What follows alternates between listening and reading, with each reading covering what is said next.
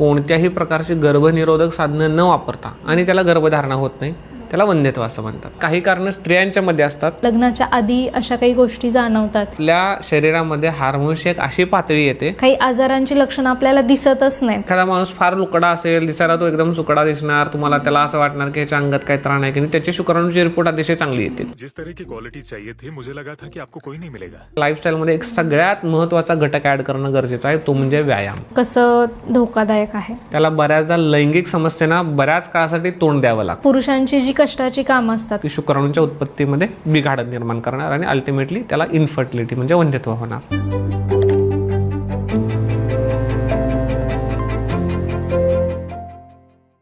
भारतात जेव्हा एखाद्या लग्न झालेल्या कपलला मूल होत नाही तेव्हा पहिला प्रश्न विचारला जातो किंवा संशयाची सुई जी जाते ती स्त्रीवर जाते. पण वैद्यकीय आकडे किंवा अभ्यास काय सांगतात तर या सगळ्यात पुरुषांशी संबंधित कारणांचा देखील तितकाच मोठा वाटा असू शकतो. मात्र आजही आपल्याला असं आढळतं की पुरुष स्त्रिया ज्या प्रमाणात यासाठी वैद्यकीय तपासण्यांमधून जातात तसं पुरुषांचं प्रमाण मात्र फार कमी असतं. आजकाल बदलती लाईफस्टाईल असेल, स्ट्रेसफुल आपलं जगणं, जॉब्स वगैरे या सगळ्यामुळं किंवा अयोग्य डाएटमुळं पण अनेक कपल्समध्ये इनफर्टिलिटीचा प्रॉब्लेम आपल्याला दिसून येतो. तर याच इनफर्टिलिटी आणि विशेषतः मेल इनफर्टिलिटी या विषयावर बोलण्यासाठी आज आपल्यासोबत डॉक्टर भूषण काळे आहेत. आपण या विषयावर त्यांच्याशी सविस्तर गप्पा मारणार आहोत. सर, तुमचं 3S टॉक या आमच्या पॉडकास्ट चॅनलमध्ये खूप मनापासून स्वागत आणि प्रेक्षकांचंही मनापासून स्वागत. सर, माझा पहिलाच प्रश्न असा आहे की मेल इनफर्टिलिटी हा अजून पण समाजात आपण टाबू म्हणूया की ज्याच्यावर जास्त बोललं जात नाही, पण हे का बरं टाळलं का जातं पुरुषांकडून किंवा असा समज का बरं निर्माण झालेला आहे? मुळात आजही पुरुषांच्या मध्ये ज्यावेळेला गर्भधारणा होत नाही त्या दाम्पत्याला, त्यावेळेला पुरुषांच्या मध्ये आपल्याला काही प्रॉब्लेम असू शकतो, आपण काही जाऊन दाखवणं, टेस्ट करणं गरजेचं आहे, याचा अवेअरनेसच आजही मुळात कमी आहे आणि त्याच्याविषयी ॲक्सेप्टन्सी पण त्यामुळे ऑब्व्हियसली कमी आहे. होतं काय की बाहेरून हेल्दी दिसणारा पुरुष दिसायला फिट असतो, रोजच्या त्याच्याकडे त्याची कामं रोजची व्यवस्थित सुरू असतात आणि त्याची लाईफस्टाईलमध्ये तो त्याच्या इतका बिझी असतो की जोपर्यंत लग्न होत नाही आणि लग्न झाल्यानंतर जोपर्यंत तो समस्या भेडसावत नाही मूलबाळ न होण्याची, तोपर्यंत त्याला हे समजतच नाही की टेस्ट करणे हा एक प्रकार असतो आणि त्याच्यामध्ये काहीतरी प्रॉब्लेम पण येऊ शकतो. आणि कुठंतरी आजही ते आपल्या संस्कृतीमध्ये एक पुरुषत्व हे आपण वेगळ्या पद्धतीने गृहीत धरतो की ज्याला काही प्रॉब्लेम नाही तोच पुरुष किंवा तेच पुरुषत्व, असंही कुठंतरी लहानपणापासून त्याच्या मनामध्ये, त्याच्या लाईफस्टाईलमध्ये, त्याच्या जीवनामध्ये बिंबवलं गेलं आहे. ज्याचा परिणामस्वरूप असं होतं की कारण आजही जेव्हा एखादा रुग्ण येतो म्हणजे अगदी 1% जरी मोटिलिटी कमी आहे किंवा मॉर्फॉलॉजी खराब आहे असं म्हटलं की त्यांच्या पायाखालची जमीन सरकते. इगोवर येतं का ते? म्हणू शकतो आपण तसं की ती सवय झाली आहे आता मुळात, की जसं डेंग्यू झाला, मलेरिया झाला, टायफॉईड झाला, रिपोर्टमध्ये बदल आला, ते जितक्या सहजासहजी आपण ॲक्सेप्ट करतो तितक्या सहजासहजी शुक्राणूंचा प्रॉब्लेम काहीतरी आहे हे ॲक्सेप्ट होत नाही. कारण ते कुठंतरी मी मगाशी म्हटलं की ते लोकांना वाटतं की हेच खरं पुरुषार्थाचं लक्षण आहे, की हेच हे आहे. म्हणजे बरेचसे सिव्हिअर रिपोर्टसुद्धा असतात जिथं काळजीचं कारण असतं, जिथं उपचार ॲग्रेसिव्ह करावे लागतात. सगळ्याच गोष्टींना आजच्या काळामध्ये, आजच्या युगामध्ये सगळ्याच गोष्टींना उपचार उपलब्ध आहेत. पण हे कुठंतरी अजूनही असं आहे की लहानपणापासून त्याचं वागणं, त्याचं एकंदरीत राहणीमान असं असतं की पुरुष म्हणजे बेस्ट, पुरुष म्हणजे त्याला काही प्रॉब्लेम नाही, आपण ते मर्द को दर्द नाही होता ते वाला टाईप ते कुठंतरी आपल्यात असं असतं की हा एक प्रॉब्लेम आहे, एक छोटासा प्रॉब्लेम आहे ज्याला आपण ट्रीट करणं फक्त गरजेचं आहे. ही ॲक्सेप्टन्सी नाही आहे, ते आपण पुरुषत्वाशी जोडलं गेलं आहे. त्यामुळे मग ते लोक घाबरतात, आले तरी करत नाहीत. कितीतरी पेशंट बघतो की ज्यावेळेला त्यांच्या रिपोर्टमध्ये प्रॉब्लेम येतात ते परत दवाखान्याला येत नाही. त्यांना असं वाटतं की मलाच कसं, मग त्याच्या स्टेप्स पुढच्या फॉलो होत नाहीत. आणि ह्या सगळ्या गोष्टींचा अवेअरनेस हे एक चांगलं सोल्युशन आहे की त्यांना हे माहिती करणं की बाबा याच्यावरती चांगले उपचार आहेत, आपल्याला योग्य वेळेला दवाखान्यात जाणं, डॉक्टरांनी सांगितलेल्या सल्ल्यांचं पालन करणं, याच्याने आपल्याला निश्चितच कमी वेळामध्ये चांगलं यश मिळू शकतं. हे फक्त समजून जरी घेतलं आणि एवढं ॲक्सेप्ट जरी केलं तरी याच्यासाठी पुरेसं आहे. बरं, मेल इनफर्टिलिटी ही टर्म नेमकी काय आहे? ह्याच्यामध्ये इनफर्टिलिटी फक्त समजून घेतली तर मेल आणि फिमेल फक्त त्याच्या मागं जोडलं की ते मेल आणि फिमेल इन्फर्टिलिटी होते. इन्फर्टिलिटी म्हणजे काय, ज्याला आपण सर्वसामान्य भाषेत वंध्यत्व म्हणतो शास्त्रीयदृष्ट्या, म्हणजेच काय मूलबाळ न होणे. अपत्य प्राप्तीला 1 वर्षापेक्षा जास्त वेळ जेव्हा लागतो, जेव्हा सलग 12 महिने 1 वर्ष कोणत्याही प्रकारची गर्भनिरोधक साधनं न वापरता एखादं दाम्पत्य जेव्हा गर्भधारणेसाठी प्रयत्न करतं आणि त्याला गर्भधारणा होत नाही, त्याला वंध्यत्व असं म्हणतात. आता हे वंध्यत्व ज्यावेळेला काही अशी कारणं असतात जी पुरुषांच्या मध्ये असतात आणि पुरुष कॉन्ट्रीब्यूट करतो, त्यावेळेला ते पुरुष वंध्यत्व म्हणजे मेल इन्फर्टिलिटी. ज्यावेळेला काही कारणं स्त्रियांच्या मध्ये असतात, स्त्री कॉन्ट्रीब्यूट करते वंध्यत्वाला, ती फिमेल इन्फर्टिलिटी. बऱ्याचदा असं पण होतं की बऱ्याच केसेसमध्ये दोघांच्या मध्येही प्रॉब्लेम असतात आणि कपलची इन्फर्टिलिटी झाली किंवा त्याला कंबाईंड फॅक्टर म्हणतात शास्त्रीयदृष्ट्या. आणि बऱ्याचदा काही कारणं सापडत नाहीत, त्याला अनएक्सप्लेन्ड इन्फर्टिलिटी म्हणतात. मग मेल इन्फर्टिलिटीमध्ये साधारण हे रेशो असा असतो की 30 ते 40% वेळा मेल, 30 ते 40% वेळा फिमेल आणि साधारणपणे एक 20% फॅक्टर्समध्ये कंबाईन असतं. 5-10% अनएक्सप्लेन की काहीच कारणं सापडत नाहीत असं पण होतं. बऱ्याचदा सांगतात की आमचे सगळे रिपोर्ट नॉर्मल आहेत पण आम्हाला गर्भधारणा होत नाही. तर हे आधुनिक शास्त्राचं कॅटेगरायझेशन झालं. याच्यामध्ये थोडासा आपण आयुर्वेदिक विचार ज्यावेळेला वंध्यत्वाचा उपचार करताना करतो तर त्याचं कॅटेगरायझेशन थोडं आपण बदलतो. म्हणजे अनएक्सप्लेन इन्फर्टिलिटीला सुद्धा आपण आयुर्वेदामध्ये वेगळ्या पद्धतीनं तपासण्या करून त्याचं निदान करतो की हे कारण असेल वंध्यत्वाचं. कारण आधुनिक शास्त्रामध्ये पोट साफ न होणे हे वंध्यत्वाचं कारण कधी पकडलं जात नाही, पण ते आयुर्वेदिक शास्त्रामध्ये पकडलं जातं की पोट साफ न होणे एवढंसं कारण आम्हाला वंध्यत्वाच्या रुग्णाची चिकित्सा करण्यासाठी पुरेसं असतं. म्हणजे पेशंट कॉन्स्टिपेटेड आहे तर त्याच्या कॉन्स्टिपेशनचं कारण शोधा आणि त्या कारणावरती उपचार करा, त्या दाम्पत्याला गर्भधारणा होईल अशा पद्धतीनं बघितलं जातं. तर असं हे असतं की मेल इन्फर्टिलिटी म्हणून ज्यावेळेला बघतो त्यावेळेला मेल्समध्ये जे कारणं असतात ज्याच्यामुळे त्या दाम्पत्याला वंध्यत्व या कंडिशनला या सिच्युएशनला सामोरं जावं लागतं, त्याला मेल इन्फर्टिलिटी म्हणतात. आपण याच्याबद्दल बोललो, पण कारणांमध्ये पण बरंच मला वाटतं की कारणातच या सगळ्याचं मूळ आहे. तर मेल इन्फर्टिलिटी याची कारणं काय असतात? तर ही जी कारणं आहेत तर मेनली 3 भागात डिवाइड केलेली आहेत, विभागलेले आहेत. तर एक असतं प्रीटेस्टिक्युलर कॉजेस, दुसरं असतं टेस्टिक्युलर कॉजेस आणि तिसरं असतं पोस्ट टेस्टिक्युलर कॉजेस. ओके, तर हे जे टेस्टिक्युलर पोस्ट टेस्टिक्युलर कॉजेस आहेत हे शुक्राणूंच्या उत्पत्तीशी संबंधित कारण आहेत. पुरुष तपासायला येतो त्यावेळेला सगळ्यात कॉमन आणि पहिली टेस्ट आपण सांगत असतो सिमेन ॲनालिसिस. तर सिमेन ॲनालिसिसमध्ये आपण वीर्य तपासायला पाठवतो. जे डोळ्याला दिसतं ते वीर्य असतं, पण जे दुर्बिणीखाली आपण बघतो त्यात ते शुक्राणू असतात. आणि हे जे शुक्राणू आहे ते शुक्राणूंच्या उत्पत्तीचं स्थान जे आहे, म्हणजे याचे प्रोडक्शनची जी फॅक्टरी आहे ती टेस्टीज म्हणतात, ज्याला पुरुष बीजग्रंथी म्हणतात. तर ह्या पुरुष बीजग्रंथीच्या आधीची कारणं म्हणजे प्रीटेस्टिक्युलर कॉजेस. मग ह्याच्यामध्ये काय येतात, मेनली हार्मोन्स येतात. मग ते हार्मोन्स मेंदूपासून सिक्रेट होतात. मग वेगवेगळे त्यात हार्मोन्स आहेत की FSH आहे, LH आहे, टेस्टोस्टेरॉन आहे. हे सगळे हार्मोन्स काय करतात की स्टेप बाय स्टेप सिक्रेट होतात. म्हणजे मेंदूतून GnRH सिक्रेट होतो, तो GnRH FSH सिक्रेट करतो. FSH संवेदनाला येतो की शुक्राणूच्या सेल्सना की उत्पत्ती चालू करा.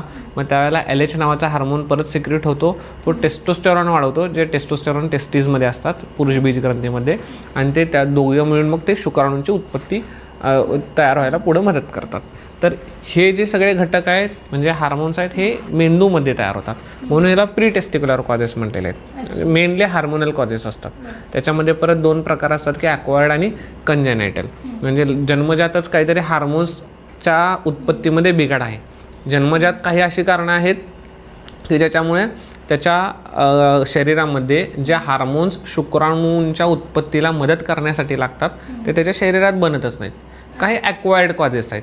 ॲक्वायर्ड कॉजेसमध्ये काही असे घटक, काही अशा कंडिशन्स ज्याचा इफेक्ट शरीरामध्ये जाऊन ज्या ग्लँड्स आहेत, हार्मोन्स सिक्रेट करणाऱ्या ज्या ग्लँड्स आहेत त्यांच्यावरती त्यांचा विपरीत परिणाम होतो आणि त्या ग्लँड्स प्रॉपरली हार्मोन्स सिक्रेट करत नाहीत आणि त्या हार्मोन्स व्यवस्थित सिक्रेट होत नाहीत, म्हणून त्या फॅक्टरीमधले जे कामगार आहेत ते प्रोडक्शनचं काम करत नाहीत, म्हणजे शुक्राणू त्या फॅक्टरीमध्ये बनत नाहीत. मग येतात टेस्टिक्युलर कॉजेस. टेस्टिक्युलर कॉजेस म्हणजे काय, त्या फॅक्टरीमध्ये काय बिघाड आहे, की शुक्राणूंच्या उत्पत्तीमध्ये काय प्रॉब्लेम आहे. तर शुक्राणूंच्या उत्पत्तीमध्ये जे लागणारे घटक आहेत जसे की हार्मोन्स येऊन कुठं ॲक्शन करतात, त्या टेस्टीजवरती ॲक्शन करतात, पुरुष बीजग्रंथीवरती ॲक्शन करतात. तर त्या पुरुष बीजग्रंथीमधले जे सगळे घटक आहेत ते सगळ्यात महत्त्वाचे, ते सगळे घटक रचनात्मकदृष्ट्या असणं गरजेचं आहे. ओके, ते रचनात्मक अवयव शरीर रचना ती नॉर्मल असणं गरजेचे आहे. ज्यावेळेला ती शरीर रचना नॉर्मल आहे त्याच्यामध्ये फंक्शन म्हणजे त्यातले आतले सगळे घटक काम करणं गरजेचं आहे. मग ते सगळे घटक आहेत का आणि ते घटक व्यवस्थित काम करत आहेत का, तर हे टेस्टिक्युलर कॉजेस झाले म्हणजे जे पुरुष बीज ग्रंथीमध्ये संबंधित आहे. आणि तिसरा आहे पोस्ट टेस्टिक्युलर कॉजेस म्हणजे काय आहे की हार्मोन्स चांगले आहेत येऊन ते संवेदना देत आहेत, काम करायला लावत आहेत, फॅक्टरीमध्ये प्रोडक्शन पण होते, पण प्रोडक्शन झाल्यानंतर मटेरियल बाहेर पडत नाही. म्हणजे काय की शुक्राणू तयार होत आहेत पण शुक्राणू आणि जे सिमेन आहे स्पर्म्स आणि सिमेन हे कंबाईन होऊन ते शरीराच्या बाहेर पडत नाही म्हणजे मार्ग बंद आहे. तर मार्ग बंद आहे म्हणजे ट्रान्सपोर्टेशन होत नाही. त्याला कुठं जायचं आहे, त्याला स्त्रियांच्या शरीरामध्ये जायचं आहे गर्भाची उत्पत्ती करण्यासाठी, गर्भधारणेसाठी, पण त्याचं ते डिपॉझिशन त्याचं ते ट्रान्सपोर्टेशन व्यवस्थित होत नाही. अशी ही 3 मुख्यतः कारणं असतात, प्री टेस्टिक्युलर, टेस्टिक्युलर आणि पोस्ट टेस्टिक्युलर. मग ह्याच्यामध्ये काही कंजेनेटल ॲक्वायर्ड असतात. टेस्टिक्युलर कॉजेसमध्ये पण काही कंजेनेटल आणि काही ॲक्वायर्ड कॉजेस असतात. कंजेनेटल म्हणजे जे जन्मजात झालेले आजार असतात, काही ॲक्वायर्ड असतात. आणि त्याच्यानंतर पोस्ट टेस्टिक्युलरमध्ये जनरली 2 प्रकार असतात. एक म्हणजे मेनली असतं ते ऑब्स्ट्रक्शन की जो रस्ता जातो. ही मेल इन्फर्टिलिटी अनुवंशिक पण असते का, म्हणजे आता तुम्ही बोलताय तर मग ते अनुवंशिकच अँगलनी आहे का? दोन्ही आहे त्याच्यामध्ये. अनुवंशिकमध्ये असं आहे की काही आजार आहेत जसे की congenital bilateral absence of vas deferens असा एक आजार आहे, CBAVD आहे, किंवा वाय क्रोमोझोम मायक्रोडिलिशन ॲसे म्हणून एक प्रकार आहे. तर हे गुणसूत्र आहे, ही त्या क्रोमोझोम्सवरती असतात. तर ते क्रोमोझोमल टेस्ट केली जाते. त्या टेस्टमध्ये कळतं की ह्याच्यामध्ये बिघाड आहे आणि त्यामुळं शुक्राणूंची उत्पत्ती होत नाही. किंवा सर्टोली सेल ओनली सिंड्रोम म्हणून एक प्रकार असतो ज्याच्यामध्ये फक्त सर्टोली नावाच्या सेल्स असतात, त्या एकच सेल्स असतात, दुसऱ्या सेल्स नसतात. त्याच्यामुळे तिथं प्रोडक्शन होत नाही. त्या पुरुष बीज ग्रंथीमध्ये प्रोडक्शनसाठी लागणारे सगळे घटक नाही आहेत, त्यामुळं प्रोडक्शन होत नाही. म्हणजे आपण जसं महिलांमध्ये हार्मोनल इम्बॅलन्स म्हणतो तसं मेल इन्फर्टिलिटी हे पण एक हार्मोनल इम्बॅलन्सचाच प्रकार आहे असं म्हणू शकतो? हो, नक्कीच म्हणू शकतो. हार्मोनल इम्बॅलन्स हे एक कारण म्हणू शकतो आपण पुरुषवंध्यत्वाचं. याची जर लक्षणं आपल्याला सांगायची झाली तर अशी काही ठोस लक्षणं असतात का किंवा अप्रत्यक्ष लक्षणं असतात का ज्यावरून आपण असं म्हणू शकतो, किंवा रेड फ्लॅग्स की ही लक्षणं आहेत तर तुम्ही डॉक्टरांशी कन्सल्ट केलं पाहिजे? सर्वप्रथम जसं आपण जी व्याख्या बघितली वंध्यत्वाची त्या व्याख्येनुसार जर 1 वर्षापर्यंत प्रयत्न करतायत आणि गर्भधारणा होत नाही तर लगेच जाऊन कन्सल्ट करणं गरजेचं आहे. आता याच्यामध्ये ही व्याख्या अजून थोडीशी व्यापक करतो मी की जर योग्य वेळेत लग्न झाले, 30च्या आत लग्न झाले आणि तुम्ही प्रयत्न करता 1 वर्ष झालं गर्भधारणेसाठी आणि गर्भधारणा होत नाही तर लगेच जाणं गरजेचं आहे. पण थोडं उशिरा झालं आहे, आजकाल कॉमन झालं आहे लेट मॅरेजेस. तर लेट मॅरेजेसमध्ये एक वर्ष वाट बघण्याची काही गरज नाही. 6 वर्षापर्यंत 6 महिन्यांच्यापर्यंत फक्त वाट बघा. 6 महिन्यामध्ये जर गर्भधारणा नाही झाली तर लगेच डॉक्टरांना कन्सल्ट करा, ही एक गोष्ट आहे. आता ज्यावेळेला हे 1 वर्षात गर्भधारणा किंवा 6 महिन्यात झाली नाही तर जाऊन कन्सल्ट करणं ही एक गोष्ट आहे. दुसरी गोष्ट आहे की जनरली पुरुषत्वाचा हार्मोन असतो टेस्टोस्टेरॉन, आणि टेस्टोस्टेरॉन याचं काम आहे हे सगळं लैंगिक जी प्रक्रिया आहे ज्याला आपण सेक्शुअल रिस्पॉन्स सायकल म्हणतो, तर ह्याच्याशी संबंधित हा टेस्टोस्टेरॉनचं काम असतं. याच्यामध्ये कुठंही जर बिघाड वाटत असेल ह्या सायकलमध्ये तर लगेच जाऊन कन्सल्ट करणं गरजेचं आहे. आता ह्या सायकलमध्ये 4 स्टेजेस असतात. एक असतं डिझायर म्हणजे इच्छा होणे, इच्छा जर होत नाही आहे तर डॉक्टरांना कन्सल्ट करणं गरजेचं आहे. दुसरं आहे डिझायर, नंतर आहे इरेक्शन की बाबा आपल्याला संबंध ठेवायला आपण कॅपेबल आहोत असं वाटत नाही आहे. हां, इच्छा होते पण आपण तिथं ज्यावेळेला ॲक्ट करायला जातो त्यावेळेला ते पॉसिबल होत नाही आहे. त्याच्यानंतर पेनिट्रेशन किंवा इजॅक्युलेशन म्हणतो आपण ज्यावेळेला वीर्य शरीरातून बाहेर पडतं. आणि चौथं ऑर्गॅझम म्हणजे संतृप्ती होणे. तर ह्या 4मध्ये जर बिघाड असेल तर आपल्याला एक समजायला पाहिजे की कुठंतरी आपल्याला कन्सल्टेशनची गरज आहे आणि आपल्याला मूलबाळ होण्यामध्ये याच्यामुळे अडचण येऊ शकते. तर अशा वेळेला कन्सल्ट करणं गरजेचं आहे. ओके, आता फिमेल इन्फर्टिलिटीबद्दल बोललो आपण, तर कदाचित महिलांमध्ये आधीपासून प्रॉब्लेम्स दिसत असतील की PCOD आहे, PCOS आहे, किंवा हेच मासिक पाळी बरोबर वेळेत येत नाही आहे वगैरे. तसं आता पुरुषांचं बघायला झालं इन्फर्टिलिटीचं, तर हे लग्नानंतरच इश्यू आपल्याला दिसू शकतो का, की लग्नाच्या आधी अशा काही आपण टेस्ट करू शकतो किंवा लग्नाच्या आधी अशा काही गोष्टी जाणवतात की ज्याच्यामुळे इन्फर्टिलिटी आपल्याला पुढे जाऊन होईल याचा अंदाज बांधता येऊ शकतो, किंवा अशी काही स्पेसिफिक टेस्ट करू शकतो का, की असते का तशी काही टेस्ट? याच्यामध्ये एक आहे की टेस्ट आजच्या काळामध्ये लोक जाऊन हॉस्पिटलमध्ये करणं हा थोडासा म्हणजे अवेअरनेस, फार जास्त अवेअरनेस आहे. कारण आजच्या काळामध्ये लग्न झाल्यानंतर मूल होत नसेल त्यावेळेला सुद्धा ज्यावेळेला आपण टेस्ट करायला सांगतो तेव्हासुद्धा पेशंट टेस्ट करायला लवकरात लवकर तयार होत नाही. ज्यावेळेला तो बऱ्याच हॉस्पिटलच्या फेऱ्या मारतो किंवा बराच वेळ हॉस्पिटलमध्ये घालवतो त्यावेळेला तो तयार होतो. आता दुसरी गोष्ट ह्याच्यामध्ये ज्यावेळेला लक्षणांचा आपण विचार करतो की कधी कन्सल्ट करण्याची गरज भासू शकते, तर जनरली सेकंडरी सेक्शुअल कॅरेक्टर्स म्हणून एक प्रकार असतो.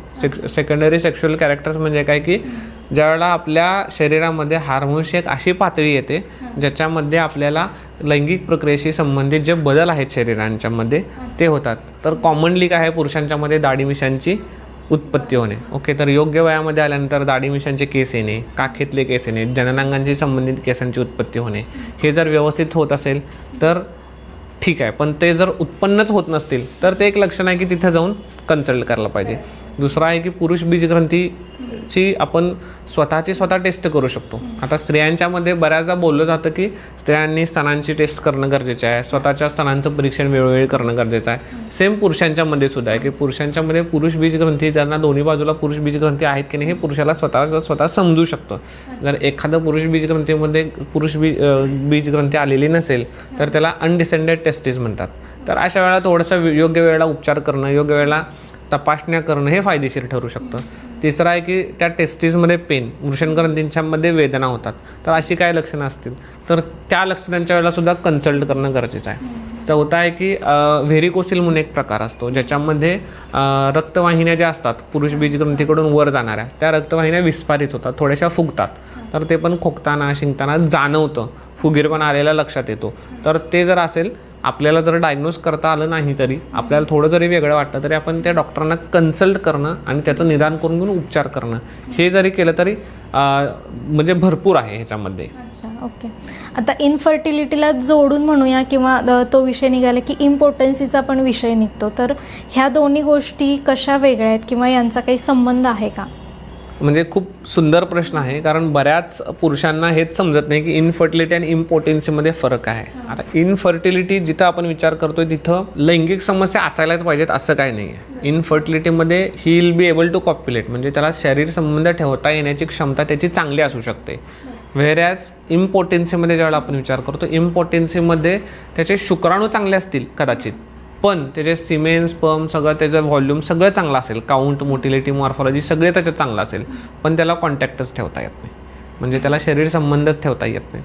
तर इम्पोर्टन्सीमध्ये it is related to act, म्हणजे त्याला ते शारीरिक क्रिया ती करता येत नाही, त्याला शरीराला त्याला पत्नीशी संबंध ठेवता येत नाहीत, त्यावेळेला त्याला इम्पोर्टन्सी म्हटलं जातं. पण इनफर्टिलिटीमध्ये काय होतं, इनफर्टिलिटीमध्ये दिसायला माणूस सुदृढ असतो, तो संबंध पण ठेवू शकतो, पण त्यावेळेला त्याच्या शुक्राणूमध्ये बऱ्याचदा रिपोर्टमध्ये प्रॉब्लेम येतो आणि त्याला गर्भधारणा होत नाही. इम्पॉर्टंट पेशंटला कदाचित गर्भधारणा पण होऊन जाईल की संबंध ठेवण्यामध्ये अडचण येते, पण कधी काळी त्याला संबंध ठेवता आले कारण रिपोर्ट चांगले आहेत, शुक्राणू चांगले आहेत आणि गर्भधारणा होऊन जाते. पण इनफर्टिलिटीच्या पेशंटला असं असतं की त्याला कॉन्टॅक्ट ठेवण्यामध्ये प्रॉब्लेम यायलाच पाहिजे असं नाही, त्याचे फिजिकल रिलेशन जे आहेत पत्नीशी ते अतिशय चांगले असू शकतात, पण शुक्राणूंची उत्पत्ती चांगली नसल्यामुळे गर्भधारणा होत नाही. तर हा फरक असतो इम्पोर्टन्सी आणि इनफर्टिलिटीमध्ये. ओके, तर माझा पुढचा प्रश्न असा आहे की आता ही लक्षणं तुम्ही सांगितली, पण बऱ्याच वेळा असं होतं की काही आजारांची लक्षणं आपल्याला दिसतच नाहीत, पण प्रॉब्लेम त्या आजारामुळे जे होतात ते सगळे होत असतात. तर इनफर्टिलिटीचं पण तसं असतं का की लक्षणं काहीच नाही आहेत पण प्रॉब्लेम सेम इनफर्टिलिटीत होतात तेच आहेत? भरपूर वेळा असं होतं आणि ह्याच्यामुळेच बऱ्याचदा लोकांना असं वाटतं की मी हेल्दी आहे, मी फिट आहे, मला काही प्रॉब्लेम नसेल, ही धारणा होते. आता याचं रिलेशन परत आपण पहिल्या प्रश्नाशी आपण करू शकतो की लोक जात का नाहीत किंवा लोक टेस्ट का करत नाहीत, की जनरली काय होतं, मी जिम करतो, मी फिट आहे, माझं वर्कआउट आहे, ओके, तर माझी लाईफस्टाईल हेल्दी आहे, माझ्या कामाचं स्वरूप हेल्दी आहे, मी म्हणजे खूप हेल्थ अवेअर आहे, त्यामुळं मला हा प्रॉब्लेम नाही आहे, मी एकदम इतक्या वर्षांपासून कंटिन्यू माझा व्यायाम आहे किंवा मी चांगल्या पोस्टवरती चांगल्या म्हणजे अशा ठिकाणी काम करतो की वेगवेगळ्या ह्याच्यामध्ये व्यायाम माझा चांगला होतो, पण मला त्यामुळं मला काय वाटत नाही मला प्रॉब्लेम असेल. पण इट इज नॉट नेसेसरी की फिजिकली फिट दिसणारा माणूस असेल तर त्याला प्रॉब्लेम नसतीलच. ह्याच्या उलटं एखादा माणूस फार लुकडा असेल, दिसायला तो एकदम सुकडा दिसणार, तुम्हाला त्याला असं वाटणार की ह्याच्या अंगात काही त्राण आहे की त्याचे शुक्राणूची रिपोर्ट अतिशय चांगली येतील. वेअरॅज एकदम फिट माणूस आहे आणि सगळं त्याचं चांगलं दिसतंय, म्हणजे मस्क्युलिन एकदम बॉडी, एकदम बॉडी बिल्डर सारखा, जिम सारखा एकदम तो दिसायला तंदुरुस्त दिसतो, पण त्याच्या रिपोर्ट्समध्ये तुम्हाला प्रॉब्लेम दिसतील, म्हणजे अगदी 0 काउंटसुद्धा येऊ शकतो. म्हणजे असे कितीतरी पेशंट आहेत की एकदम फिट आहेत, जिम एन्थुजियास्ट आहेत, वर्कआउट चांगला आहे, खाणं पिणं आहे, पण स्पर्म काउंट 0 आहे. त्यामुळे it should not be related की ह्याच्याशी की दिसायला मी चांगला आहे म्हणून काय लक्षणं नाही आहेत. मग ही लक्षणं दिसतीलच असं नाही आहेत. मी जी मगाशी लक्षणं सांगितली ती काही लक्षणं आपण ह्या लक्षणांची जाणीव झाली तर आपण कदाचित जाऊन डॉक्टरांना कन्सल्ट करणं गरजेचं आहे. पण ज्यावेळेला गर्भधारणा होत नाही आहे लग्नानंतर त्यावेळेला लगेच जाऊन आपण टेस्ट करून घेणं हा याच्यासारखा सोपा पर्याय काय नाही आहे. ओके, आता तुम्ही बोलताना लाईफस्टाईलचं उदाहरण दिलं की लाईफस्टाईल चांगली आहे म्हणजे इनफर्टिलिटीचा प्रॉब्लेम येणारच नाही असं नाही. पण आता मला असं एक विचारायचं आहे की इनफर्टिलिटी लाईफस्टाईलमुळं हा प्रॉब्लेम येऊ शकतो का, किंवा लाईफस्टाईलचा किती परिणाम होतो इनफर्टिलिटीवर? मी म्हणतो लाईफस्टाईलचा 100% नव्हे 200% परिणाम होतो इनफर्टिलिटीवरती, कारण सगळं त्याच्यावरतीच आहे. कारण एकतर आपण लाईफस्टाईल म्हणून जे आजकाल जगतोय, ओके, तर ते पूर्ण अनुकरण करून जगतोय. आपण जे जगायला पाहिजे आपल्या ह्याच्यानुसार, तर आम्ही आयुर्वेदामध्ये त्याला चर्या म्हणतो, दिनचर्या, ऋतुचर्या, अशी जी आपल्या आयुर्वेदामध्ये सांगितलेली वागायची पद्धत आहे त्या पद्धतीने वागलं पाहिजे, पण ते नाही वागत. आता लाईफस्टाईल म्हणजे काय, तर लाईफस्टाईल म्हणजे जे काय आपण खाणं पिणं वागणं आहे ते पूर्णपणे कॉपी करतोय, आणि पूर्णपणे कॉपी करून जसं फॉरेन कंट्रीजमध्ये वागलं जातं तसंच आपण वागण्याचा प्रयत्न करतोय. मग त्याच्यामध्ये हेल्थ किंवा हेल्दी या नावाखाली आपण बरंचसं काही खातो. तर ती जी लाईफस्टाईल आहे त्याच्यामुळं शरीरामध्ये जे पोषकांश तयार व्हायला पाहिजेत ते पोषकांश तयार होत नाही. आयुर्वेदाचा जो सिद्धांत आहे, आता आपण पुरुषांशी आणि वंध्यत्वाशी जर बोलतोय तर शुक्र हा एक धातू आहे, आणि शुक्र हा सगळ्या धातूंचा शेवटचा भाग आहे. म्हणजे पहिला शरीरामध्ये रस नावाचा धातू तयार होतो आपण जे आहारात खातो त्याच्यापासून, मग रसापासून रक्त, रक्तापासून मांस, मांसापासून मेद, मेदापासून अस्थि, अस्थिपासून मज्जा, आणि मज्जापासून शुक्र. शरीरात तयार होणारा 7 नंबरचा धातू हा शुक्र आहे, ज्याच्यामध्ये पुनरुत्पादन करण्याची क्षमता आहे. मग पहिला धातू काय बनतो खाल्ल्यापासून, आहाराचा आहार रस. जो आहाराचा रस आहे तो आहार रस म्हणजेच रसधातू आहे. मग रसाचं रस काय करणार, रक्तधातूचं पोषण पण करणार आणि रक्तधातूची निर्मिती पण करणार. मग पहिला जर रसधातूच चांगला नाही बनला तर शेवटचा शुक्रधातू कसा चांगला बनेल. त्यामुळं जे आपण हेल्दी म्हणून जे खातोय लाईफस्टाईलमध्ये, तर त्याच्याकडं तेवढ्या बारकाईनं बघणं फार गरजेचं आहे. म्हणून खाणं, आपण जे खातोय खाणं पिणं जे आहे ते आपल्याला आपल्या हेल्थच्या आपल्या व्याख्येमध्ये भारतीय संस्कृतीच्या बसवायला लागतं. आणि दुसरं लाईफस्टाईलमध्ये आलं वागणं. आता वागणं काय आहे की आजकाल लेट नाईट पार्टीज होतात, व्यायामाचा अभाव आहे, करणारे लोक अति व्यायाम करतात, त्याची पण व्यायाम करण्याची पद्धत पण चुकीची आहे, किंवा अव्यायाम होतो, म्हणजे जे एकदम सेडेंटरी लाईफस्टाईल आहे, बसून काम आहे, कंटिन्युअस कम्प्युटरवर बसतात, कंटिन्युअस लॅपटॉपवर बसतात, ऑफिसमध्ये कंटिन्युअस 10 ते 6, 9 ते 7 पूर्ण बसूनच असतात, आणि सकाळी संध्याकाळी पण त्यांना काही व्यायाम नसतो.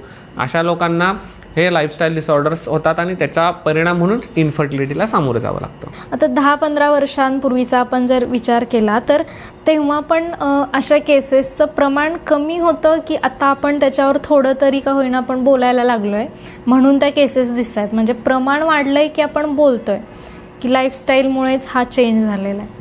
नाही, लाईफस्टाईलमुळे तर निश्चितच चेंज झालेला आहे आणि प्रमाण निश्चितच वाढलेलं आहे. कारण आता रिसेंट 2017ला एक लिव्हिन आणि सायंटिस्ट आहेत, फॉरेनमध्ये रिसर्च झाला फॉरेन कंट्रीजमध्ये, तर त्यांनी हजारो पेशंट्सवरती स्टडी केला आणि त्यांनी डाटा आणला की 2017पर्यंत 50% शुक्राणूंच्या संख्येमध्ये, क्वालिटीमध्ये जे काही पॅरामीटर्स आहेत, सिमेन ॲनालिसिसमध्ये आपण बघतो त्याच्यामध्ये 50% ड्रॉप झालेला आहे. म्हणजे इतका भयानक परिणाम आता लाईफस्टाईलचा झालेला आहे ह्याच्यामध्ये. आणि त्याचंच 5 वर्षांनी परत त्यांनी कंटिन्युएशन केलं 2022मध्ये, तो 50% 60% जाताना दिसतोय की शुक्राणूंचे जे काही पॅरामीटर्स आहेत, क्वालिटीज आहेत, त्याची घसरण इतक्या तीव्र पद्धतीनं होते. तर कुठंतरी धोक्याची घंटा किंवा धोक्याचा फक्त घंटा नाही, पूर्ण ॲम्ब्युलन्स आता दारात येऊन थांबलेली आहे, असा आपण विचार करायला पाहिजे की इतके विपरीत परिणाम त्या सगळ्याच पॅरामीटर्सवरती होत आहेत. आणि त्याचं कारण सगळ्यात महत्त्वाचं लाईफस्टाईल आहे. म्हणजे आपण महिलांच्या याच्याबद्दल इतके बोलतोय की मुलींचं पिरियड्स येण्याचं वय कमी झालंय वगैरे, हे त्याच्यापेक्षा किती धोकादायक आहे. म्हणजे 50% वरून जर 5 वर्षात 60% होत असेल, आता 22 आता 26 आले, 4 वर्ष झालेत, तर हे 10% रेट कमी कमी होत जातोय म्हटलं तर हे गंभीर आहे. स्त्रियांच्या समस्यांपेक्षा हे जास्त गंभीर आहे आणि याच्यावर बोललं जात नाहीये, हा त्याच्यापेक्षा मोठा प्रॉब्लेम आहे. काही शास्त्रज्ञांचं तर असं पण मत आहे की 2060 पर्यंत अशाच स्पीड जर राहिला तर ते 0 पर्यंत पण जाईल. असं बरंचसं आता आपण जे बघतो बऱ्याच लोकांचं असं मत येतं की हे जर असंच चालू राहिलं तर 2060 पर्यंत ते 0 पर्यंत जाईल. मग ह्याच्यामध्ये आपण अवेअर होणं आणि याच्यामध्ये आपण काय करायला पाहिजे, जिथं आपण राहतो तिथं राहून आपण काय करायला पाहिजे याचा विचार करणं फार गरजेचं आहे. सगळ्याच गोष्टी आपण जर आहे तशा अनुकरण करायला लागलो तर मी नेहमी सांगतो की ज्या गोष्टींचं आपण अनुकरण करतो, ज्या गोष्टी आपल्याला लागू होत नाही त्यांचं अनुकरण करतो, तर त्या गोष्टींच्या बरोबर त्या गोष्टींचे साईड इफेक्ट्स पण आपल्याला लागू होतात. आणि त्यात साईड इफेक्टचाच एक प्रकार हा वंध्यत्व, पुरुष वंध्यता आपण म्हणू शकतो.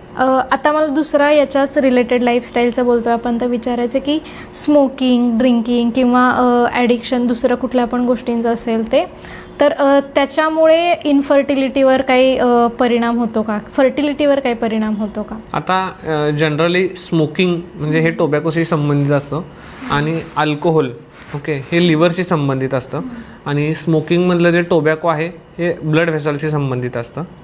तर स्मोकिंग मध्ये जे निकोटीन आहे ते ब्लड व्हेसलचं टॅनिंग करतं. आता फॉर दॅट मॅटर आपण दोन्ही पद्धतीने विचार करूया की स्मोकिंगचा जसा विचार करतो तसा लाईफस्टाईलचा पण काय इफेक्ट होतो. आता लाईफस्टाईल आणि स्मोकिंग मी दोन्ही एकत्र याच्यासाठी सांगतोय की शेवटी दोघांचा इफेक्ट रक्तवाहिन्यांच्यावरती कुठंतरी जाऊन होतो. मग आता लाईफस्टाईल ज्यावेळेला खराब होते, ज्यावेळेला आपण आंबट चिंबट ते फॅटचं, मैदा बेसनचं असे ज्यावेळेला पदार्थ खातो ते पदार्थ काय करतात, ते पदार्थ जाऊन आतल्या रक्तवाहिन्यांच्या मध्ये कोटिंग तयार करतं. म्हणजे जी रक्तवाहिनी आहे त्याच्यामध्ये कुठं तर कोटिंग तयार व्हायला सुरू होतं. Same happens with the nicotine. निकोटीनमध्ये पण काय होतं की ते रक्तवाहिन्यांच्या मध्ये आत कोटिंग करायला चालू करतं, आत ते रक्तवाहिन्या ब्लॉक करायला लागतं, चोकअप करायला सुरुवात करते, रक्तवाहिन्या नॅरो व्हायला लागतात किंवा रक्तवाहिन्या ठिसूळ पण व्हायला लागतात. तर याच्यामध्ये असं होतं की ज्यावेळेला रक्तवाहिन्यांचा घेर कमी होतो तेव्हा त्यातून जाणारा रक्ताचा पुरवठा पुढच्या अवयवाला कमी होतो. आणि एक ह्याच्यामध्ये फार एक शॉकिंग गोष्ट तुम्हाला सांगतो की लोकांचं लक्ष जात नाही की आपण नेहमी हार्ट अटॅक, स्मोकिंग आणि निकोटीन हे सगळं हार्टशी पहिल्यांदा रिलेट करतो. पण हार्ट अटॅक येण्याच्या 5 वर्ष आधी, 3 ते 5 वर्ष आधी त्या माणसाला पेनाईल अटॅक आलेला असतो. म्हणजे ज्या लोकांना लैंगिक समस्या असतात, ज्या लोकांना इरेक्शन संबंधित समस्या असतात, त्यांच्या ज्या रक्तवाहिन्या असतात, कारण रक्तवाहिन्यांचा इथं काय रोल आहे, कारण ज्या वेळेला शरीर संबंध येतात त्यावेळेला रक्तवाहिन्यांच्या मध्ये रक्ताचा प्रवाह वाढतो आणि ज्या वेळेला पुरुष जननेंद्रियांना रक्ताचा पुरवठा कमी होतो त्या रक्तवाहिन्या ब्लॉक होतात. कारण ज्या असं सांगतात वैद्यकीय भाषेतून बघितलं तर penile arteries are much more narrower than coronary arteries. म्हणजे पुरुष जननेंद्रियाचा जो रक्तपुरवठा करणाऱ्या रक्तवाहिन्या आहेत ह्या हार्टच्या रक्तवाहिन्यांच्या पेक्षा खूप लहान आहेत. त्यामुळे पहिल्यांदा पुरुष जननेंद्रियाला अटॅक येतो. त्यामुळे ज्या वेळेला पुरुष जननेंद्रियाशी संबंधित आजार होतात त्या लोकांनी कार्डियक इव्हॅल्युएशन करणं फार गरजेचं आहे. हार्ट अटॅक टळू शकतो, म्हणजे आधीच ते समजू शकतं. तर त्यामुळं जे स्मोकिंग आहे तर त्या स्मोकिंगचा इफेक्ट काय आहे तर ते रक्तवाहिन्या ब्लॉक करतं. तर रक्तवाहिन्या त्या हार्टच्या ब्लॉक करेल, शरीरातील ब्लॉक करेल, पुरुष जननेंद्रियाशी संबंधित सगळ्या रक्तवाहिन्यांना ते ब्लॉकेज करायला, ते काय त्याला फक्त रक्तवाहिन्या ब्लॉक करणं एवढं माहीत आहे. त्यामुळे स्मोकिंगचा इफेक्ट अशा पद्धतीने होतो. सेम हॅपन्स विथ द अल्कोहोलचा इफेक्ट काय, अल्कोहोलचा इफेक्ट फक्त थ्रू लिव्हर येतो. इथं डायरेक्ट रक्तवाहिनी आहे, तिथं अल्कोहोल लिव्हरमध्ये जातं. लिव्हरमध्ये पण वेगवेगळे हार्मोन्स आहेत, SHBG वगैरे.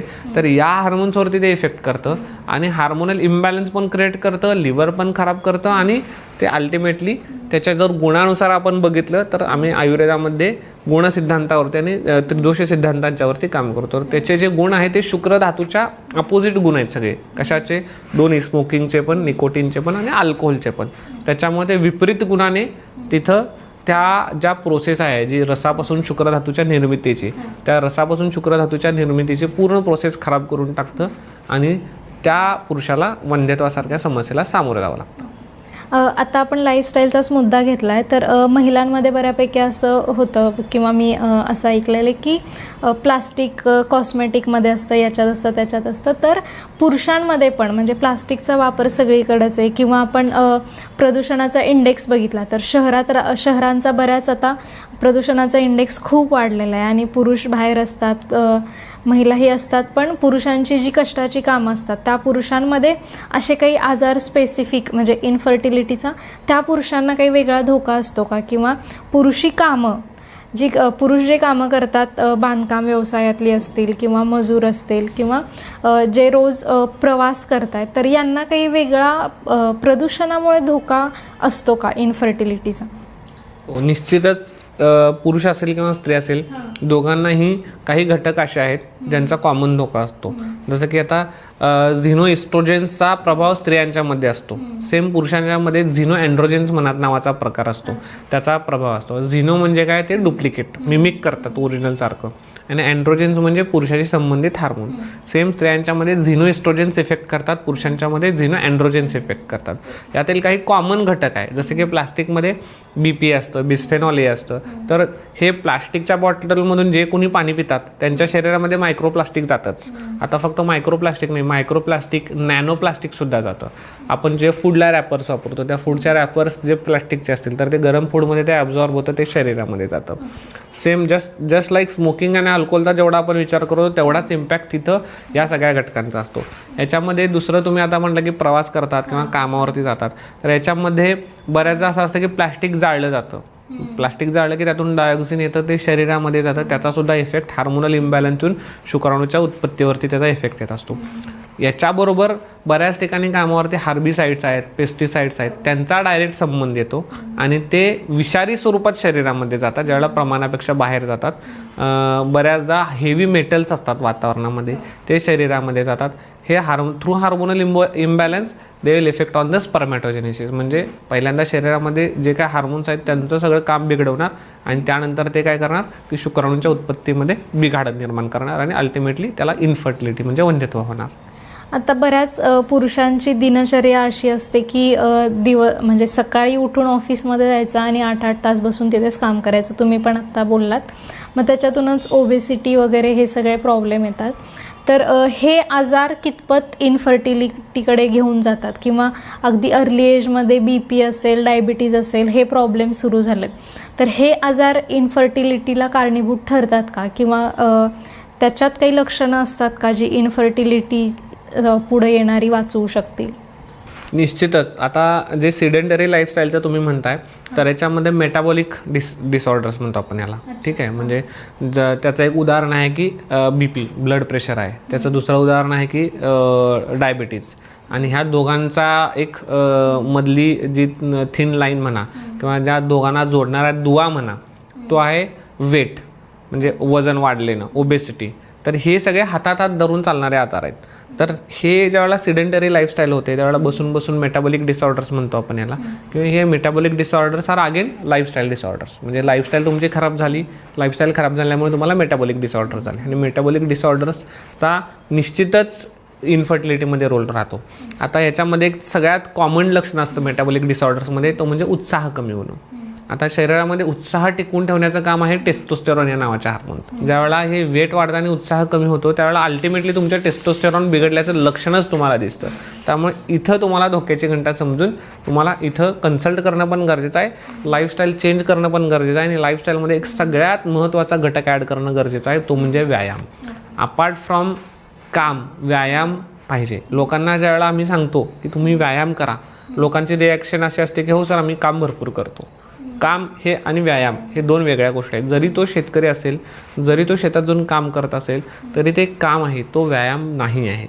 व्यायामाची व्याख्या करताना मी सांगतो की माझी व्यायामाची व्याख्या साधी सोपी अशी आहे की सकाळी उठल्यानंतर तुमचं पोट साफ झालं पाहिजे आणि पोट साफ झाल्यानंतर तुम्ही एका ठिकाणी राहून जे तुम्ही शारीरिक हालचाली शरीराच्या अवयवांना काम द्यायला करता, त्यांना जागं करायला करता, त्यांना त्यांच्या प्राकृत लेवलची कामं सुरू करायला लावता. जसं आपण झोपेतून उठल्यावर आळस देतो तसं बाथरूमला जाऊन आल्यानंतर तुम्ही तुमच्या अवयवांना सांगता काम करून की आता तुमचे काम करण्याची, नॉर्मल हार्मोन्स सिक्रेट करण्याचं काम करण्याची तुमची वेळ झालेली आहे. ते तुम्ही तुमच्या शरीराला व्यायाम करून सांगता. ही माझी व्यायामाची व्याख्या आहे. मग मी काय सांगतो, ह्याच्यामध्ये तुम्हाला काय करायचं आहे, तुम्हाला फक्त 2x4 फुटाची जागा बस आहे, ज्याच्यामध्ये तुम्ही सूक्ष्म व्यायाम करा, सूर्यनमस्कार घाला, योगासन करा आणि प्राणायाम करा. या 4 व्यायामांना 1 तासभर जो माणूस करतो त्याला या प्रॉब्लेममधून लवकरात लवकर कमीत कमी वेळेत बऱ्याच लोकांना औषधाशिवाय सुद्धा सुटका मिळते. बरं, म्हणजे इनफर्टिलिटीसाठी व्यायाम करणं गरजेचं आहे, पण जो व्यायाम ऑलरेडी करतोय, जिम करतोय, त्याच्यात हा प्रॉब्लेम येणार नाही असं पण आपण ठामपणे सांगू शकत नाही. तर व्यायामाचा मुद्दा आलाय तर मला त्याच्यात एक प्रश्न असा विचारायचा आहे की जिम करताना अनेकांचं असं असतं की शरीर बनवायचं आहे, सदृढ बनायचं आहे, मग त्याच्यात प्रोटीन पावडर्स असतील, सप्लिमेंट्स असतील, स्टेरॉइड्स पण असतात. तर हे सगळं इनफर्टिलिटीसाठी कसं धोकादायक आहे? स्टेरॉइड्स नक्कीच धोकादायक आहेत. स्टेरॉइड शिवाय ज्यावेळेला आपण प्रोटीन पावडर घेतो किंवा सप्लिमेंट घेतो, ते सप्लिमेंट योग्य आहे का, ते सप्लिमेंट आपण कोणाकडून घेतोय, ते सप्लिमेंटचं प्रमाण काय आहे, त्या सप्लिमेंटचे काय साईड इफेक्ट्स आहेत, या सगळ्या गोष्टी चेक करणं गरजेचं आहे. कारण बऱ्याचदा काय आहे की क्रिएटिनिन मसल बिल्डिंगसाठी दिलं जातं, बऱ्याचदा सिंथेटिक टेस्टोस्टेरॉन सुद्धा त्याच्यामध्ये असतं आणि त्याचे तर इतके भयानक दुष्परिणाम असतात. म्हणजे मूलबाळ न होणं इथंपर्यंत ती समस्या मर्यादित न राहता त्याला बऱ्याचदा लैंगिक समस्येना बऱ्याच काळासाठी तोंड द्यावं लागतं. मग त्या कारण काय आहे की ते बंद केल्यानंतर त्याचं शरीरातून त्याचा इफेक्ट कमी होण्याचा ड्युरेशन पण आहे, तर तेवढा वेळ आपल्याला परत वाट बघावी लागते आणि मग त्याला औषधोपचार सुरू करावा लागतो, तर त्या रुग्णामध्ये बदल होताना दिसतं. त्यामुळं जिममध्ये जाताना आणि सप्लिमेंट घेताना, सप्लिमेंटमध्ये बरेचसे आजकाल काय आहे की मेन्शन केलेले असतील नसतील माहिती नाही, पण बऱ्याचदा त्या सप्लिमेंटमध्ये असे घटक असतात की जे मी तुम्हाला मगाशी म्हणलो झिनो अँड्रोजेन्स, की बाहेरून आलेले घटक आहेत ते, तर ते तुमच्या शरीरामधल्या नॅचरल हार्मोन्सला काम नाही करू देणार आणि स्वतः त्याचं काम ताबा घेऊन बसणार. त्यामुळे नॅचरल हार्मोन्सचं काम बंद होऊन जाणार आणि बॉडी कन्फ्यूज होणार की माझ्या बॉडीमध्ये हार्मोन्सचं काम चालू आहे पण ते ओरिजिनल नसल्यामुळे सगळं काम चुकीच्या पद्धतीने होणार. म्हणजे तुमचं हे ऑफिस आहे आणि ऑफिसचा तुमचा एक मॅनेजर आहे, त्या मॅनेजरला ऑफिसची ठेवण सगळी माहिती आहे, कुठं काय आहे, कुठल्या पीसीमध्ये काय आहे, कुठल्या फोल्डरमध्ये काय आहे, कुठल्या कपाटामध्ये काय आहे. तो ऑफिसचा तो खरा मॅनेजर ज्यावेळेला येऊन सांगणार, तो सांगणार की ह्या फाईलमध्ये ही पीसी उघड आणि त्या फोल्डरमध्ये ते आहे, त्या कपाटामध्ये ते काम आहे, तिथली ती फाईल काढ त्यात आहे. आता इथं अचानक जण कोण खोटा मॅनेजर आला आय कार्ड घालून ऑफिसचं, तो काम सांगेल पण त्याला एक्झॅक्ट काम सांगता येणार नाही. हे होतं शरीरामध्ये ज्यावेळेला हे झिनो अँड्रोजेन सारखे घटक येतात, म्हणजे डुप्लिकेट हार्मोन ज्यावेळेला आपल्या शरीरामध्ये येतात, हे दोघांच्या मध्ये, पुरुष आणि स्त्रियांच्या मध्ये होतात. मग ती माणसं पण कन्फ्यूज होतात काम करणारी, कारण ह्याला आपण रिसेप्टार्स म्हणतो. प्रत्येक पेशीमध्ये रिसेप्टार्स असतात. म्हणजे रिसेप्टार म्हणजे काय, कुलूप, आणि हार्मोन्स म्हणजे किल्ली. योग्य किल्ली लागली तरच कुलूप उघडते. मॅनेजर व्यवस्थित ओरिजिनल आला तरच त्या मॅनेजरचं काम त्या कामगारांना कळणार. तिथे जर डुप्लिकेट मॅनेजर आला तर तो मॅनेजर सांगणार पण तो कामगार कन्फ्यूज होणार. असं काहीसं शरीराबरोबर घडतं आणि शरीर कन्फ्यूज होतं. त्यामुळं शरीरातले नॉर्मल हार्मोनचं कार्य बिघडतं आणि शरीरामध्ये हार्मोनल इम्बॅलन्स येतो आणि शुक्राणूंची उत्पत्ती व्यवस्थित होत नाही आणि पर्यायानं वंध्यत्व येतं. महिलांमध्ये जसं आपण मूड स्विंग्सचं बोलतो किंवा त्यांच्या मानसिक स्वास्थ्यावर परिणाम होतो हॉर्मोनल इम्बॅलन्सचा, तसंच आता इनफर्टिलिटी एकतर टाबू आहे समाजात. पुरुषांना त्याच्याबद्दल बोलणं किंवा डॉक्टरांकडे जाणंच इतकं हे वाटतं की म्हणजे त्यांचा पुरुषत्वावर तो प्रश्न उपस्थित होतो. तर जेव्हा एखादा पुरुष या सगळ्यातून जात असतो तेव्हा त्याच्या कॉन्फिडन्सवर काही परिणाम होतो किंवा त्याचं मानसिक स्वास्थ्य कसं बिघडतं? तुमच्याकडे अशा काही केसेस आहेत का की ज्याच्यात आपल्याला हे सांगता येईल सगळं? 10 पैकी एखादाच रुग्ण असा असतो की ज्याच्या मनात शंका, भीती नसते किंवा जो घाबरत नाही किंवा जो कॉन्फिडेंटली ह्याला फेस करतो. एखादा पण मी म्हणायचं म्हणून म्हणतोय. अदरवाईज जरी डॉक्टर जरी असेल तो स्वतः रुग्ण, बरेच डॉक्टर, कारण येणारे बरेच 50% 60%पेक्षा जास्त केसेस डॉक्टर्स असतात की ज्यांना स्वतःला वंध्यत्वासाठी उपचार घ्यायचे असतात. तर डॉक्टर जरी असतील तरीसुद्धा त्यांच्या मनात गैरसमज पण असते आणि भीती पण असते आणि ते खूप म्हणजे समोर येऊन ते सगळं करून घेताना त्यांच्या मनातली ती जी दगदग असते किंवा त्यांच्या मनातले जो स्ट्रेस असतो तो बोलण्यातून, वागण्यातून जाणवत पण असतो की मला हे वंध्यत्वातला मी कारण आहे असं वगैरे. पण ह्याच्यामध्ये असं आहे की योग्य वेळेला जर आपण उपचार केले, योग्य पद्धतीने उपचार केले आणि योग्य दिशेनं आणि योग्य काळासाठी केले. कारण पुरुषांच्या मध्ये असं आहे की बऱ्याचदा बरेच वर्ष काम करावं लागतं, कारण निदानच फार उशिरा होतं. अगदीच स्त्रियांच्या मध्ये बऱ्याच फक्त वेट लॉस केला आणि लगेच रिझल्ट आला असं जसं दिसतंय, तसं त्याच्या अगेन्स्ट पुरुषांच्या मध्ये बऱ्याचदा येतो रिझल्ट, फास्ट येत नाही असं नाही. पण बऱ्याच केसेसमध्ये बरेच वर्ष, 6 महिने, 8 महिने, वर्ष, 1.5 वर्ष इतका वेळ पण उपचार करावा लागतो. कारण 3-3, 4-4 महिन्याची ट्रीटमेंटची सायकल असते. पहिल्या महिन्यात एक 4 महिन्याच्या ट्रीटमेंटच्या सायकलमध्ये प्रयत्नात जर आपल्याला यश जाणवलं नाही तर दुसरा प्रयत्न करावा लागतो परत 3 ते 4 महिन्याच्या ट्रीटमेंटचा. कारण शुक्राणू असेल किंवा स्त्रीबीज असेल, त्यांच्या शरीरामध्ये उत्पन्न होण्याचा जो कालावधी आहे तोच साधारणपणे 3 महिने ते 4 महिने इतका वेळ कंझ्युम करणार आहे. 85 दिवसांच्यापासून 120 दिवसांच्यापर्यंत त्याचं मॅच्युरेशन, त्याची रिक्रुटमेंट, त्याचं जनरेशन, त्याचं मॅच्युरेशन, या पिरियडचा जर विचार केला तर तो एवढा वेळ जातो. त्यामुळे तेवढा वेळ सलग औषधोपचार करणं गरजेचं असतं, तेव्हा आपल्याला समजतं. त्यामुळे योग्य दिशेनं योग्य वेळेसाठी जर उपचार घेतले तर याच्यामध्ये यश नक्की असतं. पण त्यासाठी समोर येणं आणि ते करून घेणं हे फार गरजेचं आहे. पुरुष वंध्यत्वात त्याच्या जोडीदाराचा किंवा बायकोचा किती रोल असतो, म्हणजे त्याचा काही इम्पॅक्ट किंवा मदत होते का पुरुषांना? त्याच्यामध्ये 100% मदत होते. कारण तुम्ही जे मगाशी केसेसचं पण विचारलं की ह्याच्यामध्ये मी असे केसेस पण बघितलेले आहेत की पत्नीचा रिस्पॉन्स, सपोर्ट खूप छान आहे. म्हणजे मी असे डॉक्टर कपल्स बघितलेले आहेत की पत्नीचा सपोर्ट इतका छान आहे की ठीक आहे, म्हणजे बाळ नाही झालं तरी पण चालेल, आपण दोघं एकमेकाला फार म्हणजे पुरेसे आहोत, अशा पद्धतीचा अप्रोच असणारे पण दाम्पत्य बघितलेले आहेत. आणि ते सुखी, आनंदी, अतिशय चांगल्या पद्धतीने जगतात आणि अशा दाम्पत्यांच्यामध्ये यश येण्याची शक्यता फार जास्त वाढते. याच्या उलट असं असतं की बरंचसं जे सपोर्ट नसतं, ब्लेम असतं, ब्लेम गेम असतो, एकमेकांच्यावरती दोषारोप असतो, त्यात काम असतं. त्यात दोघं जर वर्किंग असेल तर मग अजून आगीत भर म्हणू आपण त्याच्यामध्ये. तर अशा पद्धतीचं ज्यावेळेला ते कल्चर असतं किंवा अशा पद्धतीचं ज्यावेळेला घरातलं वातावरण असतं तर निश्चितच सायकॉलॉजी याच्यामध्ये चांगली लागते. कारण आयुर्वेदामध्ये एक टर्मिनॉलॉजी आहे, सौमनस्य गर्भधारणा. म्हणजे मानसिकता चांगली असेल तरच गर्भधारणा पटकन होते. कारण तो पुरुष बीज आणि स्त्री बीज त्याला पण ते पण जीव आहे ना त्याच्यामध्ये. आता असं आयुर्वेदाच्या सिद्धांतानुसार जीवात्मा त्याच्यामध्ये प्रवेश करतो असं सांगितलं जातं. तर तो जो जीव आहे ना त्याच्यामध्ये सुद्धा ॲक्सेप्टन्सी आहे, त्याला पण स्वतःचे फिलिंग्स आहेत. तर ते फिलिंग्स तुमचे जर चांगले असेल तर त्याची ॲक्सेप्टन्सी चांगली असणार आहे. तुमच्या स्वतःच्या जर फिलिंग्स त्याच्याविषयी चांगल्या नसेल तर त्याची ॲक्सेप्टन्सी चांगली नसणार आहे. त्यामुळं हे समजून घेणं, ज्यावेळेला पती हा आणि वंध्यत्व हा पुरुषाचा किंवा स्त्रीचा असा आजार नाही आहे. हे नॉमिनक्लेचर कशाला केलेलं आहे की ज्यावेळेला काही पॉझिटिव्ह फॅक्टर्स स्त्रियांच्यामध्ये दिसतील दॅट इज फिमेल इन्फर्टिलिटी, पुरुषांच्यामध्ये दिसले तर दॅट इज मेल इन्फर्टिलिटी, दोघांच्यामध्ये दिसले तर दॅट इज कपल इन्फर्टिलिटी.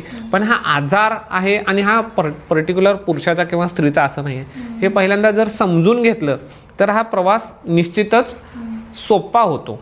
कारण वंध्यत्वाच्या उपचारामध्ये अजून एक तुम्हाला सांगतो की सपोर्ट बरोबर एक गोष्ट लागते पतीला आणि पत्नीला, ती म्हणजे संयम. कारण ही गोष्ट अशी नाही आहे म्हणजे आपण आज ताप आला आणि गोळी खाल्ली आणि उद्या माझा ताप कमी झाला, उद्या पण नाही 2 तासात ताप कमी झाला, ही इतकी गोष्ट सोपी नाही आहे.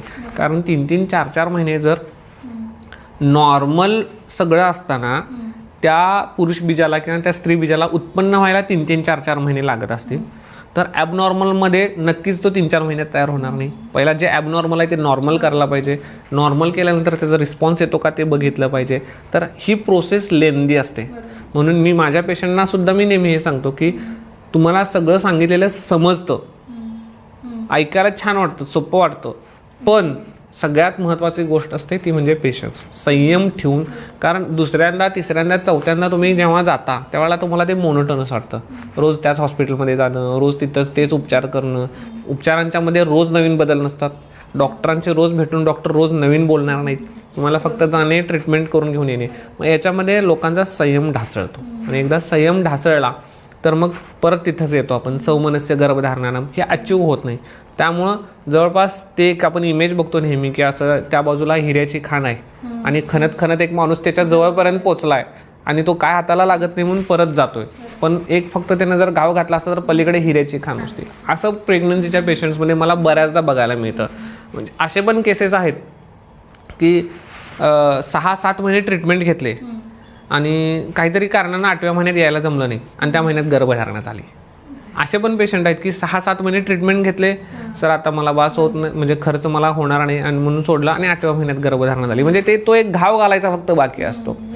तर तिथंपर्यंत पोचणं, सातत्य ठेवणं, संयम ठेवणं हे फार महत्त्वाचं आहे ज्यावेळेला वंध्यत्वाच्या पण प्रवासात असतो. आणि एकमेकाला आपण समजून घेणं, एकमेकाला आधार देणं, एकमेकांना आपण कुठल्याही पद्धतीने ज्यावेळेला आपल्याला वाटतं की डॉक्टरांशी बोलणं गरजेचं आहे की आमची मानसिकता आता ढासळते आहे, त्यावेळेला गरज असेल तर अगदी काउन्सिलरकडून काउन्सिलिंग करून घ्यायला सुद्धा हरकत नाही आहे. म्हणजे आता आम्ही आमचे जे नवीन युनिट आणायचा विचार करतोय, त्या नवीन युनिटमध्ये आम्ही एक मुद्दा म्हणून एक काउन्सिलर ठेवतोय. कारण काय आहे की त्या पेशंटला बोलणं, त्याचं ऐकून घेणं आणि त्याला समजावून सांगणं ह्या गोष्टी फार मॅटर करतात. माझा पुढचा प्रश्न तोच होता की संयम म्हणजे संयम एकतर ट्रीटमेंटमध्ये असायला पाहिजे, तो पण मुद्दा आहेच आहे. पण आपल्याकडं मूल न होणं विशेषतः हे घरच्यांचं पण तितकंच प्रेशर असतं की आता लग्न झालं, 1-2 वर्ष झाले तर मूल झालंच पाहिजे. कपलचा बऱ्याच वेळा डिसिजन असतो की 2-3 वर्ष आपण थांबूया, नंतर प्रयत्न करूया. पण तोपर्यंत उशीर झालेला असतो, लग्न उशिरा झालेलं असतं, वय झालेलं असतं. या दरम्यान त्यांच्या दोघातल्या नात्यांमध्ये पण बराच तणाव निर्माण होतो का की यामुळे घरच्यांचं प्रेशर आहे किंवा या सगळ्यात जर पुरुषात इन्फर्टिलिटी आहे तर मग या सगळ्याचा लग्नावर, त्यांच्या नात्यावर परिणाम झाला आहे, अशा पण केसेस येतात का? आणि जर तशा येत असतील तर काउन्सिलिंगनी ते सॉल्व्ह होऊ शकतो का प्रश्न, किंवा तुमच्याकडे अशा काही केसेस आहेत का? निश्चितच अशा केसेस येतात. अशा केसेस अगदी कॉमनली बघायला मिळतात आणि काउन्सिलिंगचा 100% याच्यामध्ये फायदा होतो. कारण एकमेकाला समजून घेणं आणि एकमेकासमोर मोकळं होणं आणि एकमेकासमोर आपल्याला मोकळं होण्यात अडचण येत असेल तर एखादा माणूस त्याची मदत घेणं चांगल्या गोष्टीसाठी हे निश्चितच फायदेशीर असतं. त्यामुळे अशा वेळेला काउन्सलरची मदत, काउन्सलरची दिशा दाखवणं, मार्गदर्शन हे निश्चितच उपयोगी पडतं. कारण शेवटी मानसिकता हाच सगळा खेळ असतो ज्याच्यामध्ये सगळे रिपोर्ट जरी नॉर्मल आले तरी गर्भधारणा नाही झाली तर त्या लेवलला आल्यानंतर तुम्हाला फक्त तुम्ही ज्यावेळेला आम्ही बऱ्याच पेशंट्सना मी सांगतो की तुम्ही अफर्मेशन्स लिहा, बऱ्याच पेशंटना सांगतो की तुम्ही एकमेकाशी बोला, बऱ्याच पेशंटना मी सांगतो की तुम्ही आरशासमोर स्वतःशी राहून बोला.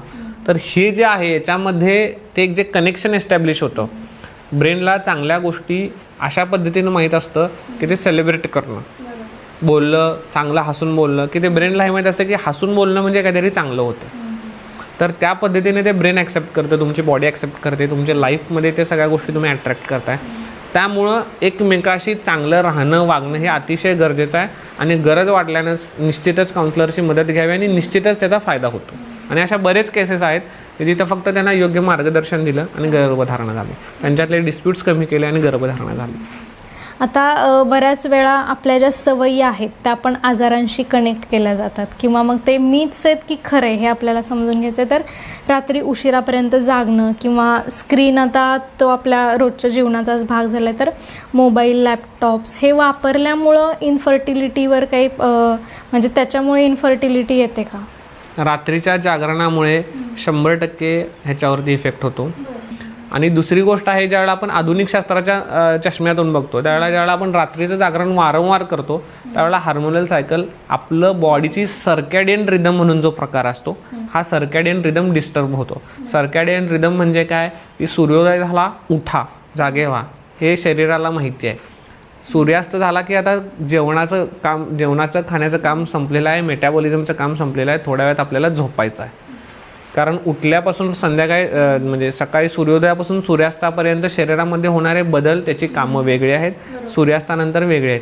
त्या कामाच्यानुसारच त्या बॉडीमध्ये हार्मोन्सची पण कामं आहेत. जर तुम्ही रात्री जागरण केलं, आता अंधार झाला आहे आणि तुम्ही लाईट लावून तुम्ही रात्री बसलात, तुमच्या मेंदूला हे माहीत नाही की तो प्रकाश सूर्याचा किंवा लाईटचा आहे. ते असं समजणार की अजून सूर्योदय आहे, अजून सूर्यप्रकाश आहे, आणि सूर्यप्रकाशामध्ये त्या मेलाटोनिनचं काम आपण बिघडून टाकणार. मग जिथं मेलाटोनिनचं काम बिघडलं, मी तुम्हाला एक उदाहरण मी नेहमी सांगतो की हार्मोन्स इज माळ आहे, मण्यांची माळ आहे. एक मणी तुम्ही उचलला की सगळी माळ विस्कटली. त्यामुळे तुम्ही ज्या वेळेला मेलाटोनिन बिघडवणार त्यामुळे सगळे हार्मोन्स बिघडणार आणि अल्टिमेटली हे इन्फर्टिलिटीकडे घेऊन जाणार. त्यामुळे रात्रीचं जागरण हे अतिशय मी सांगतो की भयानक गोष्ट आहे. मग याच्यावरती कॉम्बॅट कसा करायचा, तर तुम्ही ज्यावेळेला दुसऱ्या दिवशी दुपारची तुम्हाला रेस्ट घ्यायची गरज असते त्यावेळेला तुम्ही भरपेट खाऊन नाही झोपायचं आहे, रिकाम्या पोटी किंवा हलकं खायचं आणि मग विश्रांती घ्यायचं आहे. अशा पद्धतीचे उपचार आपल्याला त्याच्यावर करणं गरजेचं आहे. आता आयुर्वेदाच्या दृष्टीने ज्या वेळेला आम्ही या केसकडे बघतो किंवा सातत्यानं जर रात्रीचं जागरण होत असेल तर त्याच्यामध्ये एक दोष बिघडतो, तो म्हणजे वात दोष. कारण रात्री वात वाढतो रात्रीच्या कारणाने. मग अशा पेशंटना सांगतो की आठवड्यातून 2दा 3दा जेवढ्या वेळेला शक्य आहे तेवढ्या वेळेला शक्य असेल तर रोजच्या रोज पूर्ण शरीराला तेल लावा, तेल लावून आंघोळ करा. कारण ते वाताचं शमन करणारी गोष्ट आहे आणि शरीरामध्ये स्नेहभाव उत्पन्न करणारी गोष्ट आहे. त्यामुळे ही अशा कंडिशन्समध्ये मदत करू शकते. आता आयुर्वेदाचं तुम्ही आत्ता पण उदाहरण दिलं, आयुर्वेद वंध्यत्वाविषयी स्पेसिफिक काय सांगतं? आयुर्वेदामध्ये वंध्यत्व असा डायरेक्ट शब्द इनफर्टिलिटीसारखा असं नाही आहे, पण वंध्यत्वाचे वेगवेगळे रेफरन्सेस वेगवेगळ्या ठिकाणी बघायला मिळतात. जसं की मी तुम्हाला रसापासून शुक्रधातूची उत्पत्ती सांगितली. शुक्रधातूचं काम काय आहे? गर्भ उत्पादन करणे. तर आता हा शुक्रधातू आहे, तर ह्या शुक्रधातूचे वेगवेगळे पॅरामीटर्स सांगितलेले आहेत. तर शुक्रधातूमध्ये त्याचे फंक्शन, त्याचे कामं सांगितलेले आहेत. मग शरीरामध्ये अगदी ज्यावेळेला आपण टेस्टोस्टेरॉनच्या स्वरूपात बघतो की कॉन्फिडन्स, तसंच शुक्रधातूचं काम आहे हर्ष, तर्ष, म्हणजे जो कॉन्फिडन्स लेवल मेंटेन करणं आहे ते काम शुक्रधातूचं आहे असं आयुर्वेदामध्ये सांगितलेलं आहे. याच्याबरोबर रसायन आणि वाजीकरण हे 2 असे चॅप्टर आहेत ज्याच्यावरती कितीतरी इंडस्ट्री, आज $1 मिलियन इंडस्ट्री ज्या उभ्या आहेत ह्या फक्त रसायन आणि वाजीकरण या 2 अध्यायांच्यावरती आहेत. हे रसायन आणि वाजीकरण थोडं एक्सप्लेन. रसायन आणि वाजीकरण, रसायनातलं सगळ्यात जगाला माहीत असलेलं एक सगळ्यात बेस्ट एक्झाम्पल आहे च्यवनप्राश. च्यवनप्राश हे एक रसायन औषध आहे जे च्यवन ऋषींनी घेतलं आणि त्यांनी त्यांचं वय निम्म्यापेनं कमी केलं. ज्यावेळेला त्यांना तरुण व्हायचं होतं, त्यांना जास्त काळ जगायचं होतं, टिकायचं होतं, त्यावेळेला च्यवन ऋषींनी च्यवनप्राशाचं सेवन केलं. म्हणून आपण च्यवनप्राशाचं आज सेवन करतो. पण त्या च्यवनप्राश सेवन करायला ज्या विधी आहेत, आता रसायन आणि वाजीकरणाला त्यांनी सांगताना सांगितलं की रसायन आणि वाजीकरण ही चिकित्सा करताना पहिल्यांदा शोधन करा. शोधन म्हणजे पंचकर्म करा. ते पंचकर्माने शरीर शुद्धी करा आणि मग तुम्ही रसायन आणि वाजीकरणाचा अवलंब करा. वाजीकरणाचं सेम, जसं रसायनाचं मी च्यवनप्राश उदाहरण दिलं, वाजीकरण आज आपल्याला सो कॉल्ड जे काही सेक्स टॉनिक्स ऑनलाईन दुकानात ओव्हर द काउंटर मिळतात ते सगळे वाजीकरण अध्यायातले इकडून तिकडून कलेक्ट केले जे काही फॉर्म्युलेशन्स बनवलेले आहेत कंपन्यांनी ते आपल्याला मिळतात, जे आपण ॲफ्रोडिसियाक म्हणून वापरतो. म्हणजे जे आपल्याला स्टॅमिना बुस्टर, प्लेजर वाढवणाऱ्या गोष्टी म्हणून ज्या मार्केटला मिळतात या सगळ्या वाजीकरण अध्यायातल्या संबंधित ड्रग्सचे आहेत. तर वाजीकरण अध्याय आणि रसायन अध्याय ही 2 असे अध्याय आहेत जे आयुर्वेदानं जगाला दिलेलं वरदान आहे. कारण ह्याच्यामध्ये तुम्ही फक्त इनफर्टिलिटी, फक्त सेक्शुअल प्रॉब्लेम्स इतकं न बघता याच्यामध्ये तुम्ही अगदी कॅन्सरपर्यंतच्या आजारांचा उपचार तुम्हाला रसायन आणि वाजीकरण या अध्यायांच्यामध्ये मिळतं. कारण रसायन म्हणजे रिज्युवेनेशन, म्हणजे नवीन उत्पादन करण्याची क्षमता. जसं मी च्यवन ऋषींचं उदाहरण दिलं की त्यांचं वय कमी झालं. वय कमी झालं म्हणजे काय? त्यांचा लाईफस्पॅन वाढला. आज जर एखादा पेशंट 40ला असेल आणि त्याला मूलबाळ होत नाही, त्यावेळेला आपण त्याला ज्यावेळेला पंचकर्म करतो, पंचकर्मानंतर त्यांच्या प्रिस्क्रिप्शनमध्ये एक औषध रसायन असतं. ते रसायन काय करतं? 40नं त्या माणसाला 35 नेऊन ठेवतं. ते कसं? तर शरीरातले जे अवयव आहेत ते पुरुष बीजग्रंथी असेल किंवा स्त्री बीजग्रंथी असेल त्याला पुनर्जीवन देणं, त्याच्यामध्ये नवीन सेल्सची निर्मिती करणं, त्याच्यामुळे ते त्याचा लाईफस्पॅन कमी करतं. म्हणजे 40ल्या स्त्रीचं किंवा 40ल्या पुरुषाचे, त्या पुरुष किंवा स्त्री बीजग्रंथी आहेत, दे विल फंक्शन लाईक 35. तर हे जे काम आहे हे रसायन अध्याय करतात, रसायन अध्यायातल्या औषधी करतात. आणि सेम वाजीकरण काय की तुम्हाला ज्यावेळेला अशा सगळ्या गोष्टींच्यामुळं ज्यावेळेला शक्य होत नाही संबंध ठेवणं, संभोग करणं, त्यावेळेला वाजीकरण अध्यायातले जे अशा औषधे आहेत जे पुरुष आणि स्त्रियांना दोघांनाही मदत करतात हे अचीव करायला. आता आपण पेपरमध्ये ॲड्स बघतो किंवा यूट्यूबला वगैरे पण आता ॲड्स येतात. तुम्ही जे सांगितले सेक्स टॉनिक्स असतील किंवा जे सिरप किंवा म्हणूया आपण त्यांना सेक्स स्टॅमिना वाढवणाऱ्या काही गोष्टी असतील, तर ह्या किती खऱ्या असतात म्हणूया आपण, किंवा त्या खरंच फायदेशीर आहेत का? किंवा जर एखादी व्यक्ती ती घेतीये तर त्यासाठी कुठले पॅरामीटर्स लक्षात ठेवायला हवेत? कारण आजकाल ह्या गोष्टींचं प्रमाण बरंच वाढलं आहे आणि इतक्या सहज उपलब्ध होतात की आपण ना त्या डॉक्टरांना विचारून घेतलेल्या असतात ना कोणाशी कन्सल्ट करून घेतलेल्या असतात. सहज आपण कुठंतरी ॲड बघतो आणि त्या गोष्टी विकत घेतो. सगळ्यात बेसिक रिक्वायरमेंट मी याच्यामध्ये सांगेन की एकतर सेल्फ स्टडी बंद करावा. गुगलला विचारलं, कुठंतरी AIच्या कुठल्या तर प्लॅटफॉर्मला विचारलं आणि त्यांनी सांगितलं. आणि मी आता लास्ट वीकमध्ये माझाच फ्रेंड मला सांगितलं की मी असं सांगितलं आणि त्याने मला सांगितलं आणि मग मी 3 महिने झाले हे करतोय.